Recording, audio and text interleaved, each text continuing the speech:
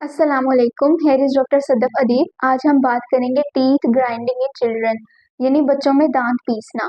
Mostly रात को सोते हुए बच्चे दांत पीसते हैं। बच्चे दांत क्यों पीसते हैं, इसकी वजूहात जानते हैं। अगर बच्चों के पेट में कीड़े हों तो मोस्टली बच्चे रात को सोते हुए अपने दांत पीसते हैं। अगर बच्चा सारा दिन किसी जहनी दबाव, घबराहट या परेशानी का शिकार रहा हो तो वो रात को सोते वक्त दांत पीसते हैं। या जिन बच्चों के दांत निकल रहे होते हैं वो भी अपने दांत पीसते हैं। इंडाइजेशन या मैदे में गर्मी होने से कैल्शियम या मैग्नीशियम की डेफिशिएंसी भी एक वजह है जिसकी वजह से बच्चे अपने दांत पीसते हैं। अगर आपका बच्चा भी अपने दांत बहुत ज्यादा पीसता है तो डॉक्टर से कंसल्ट करें।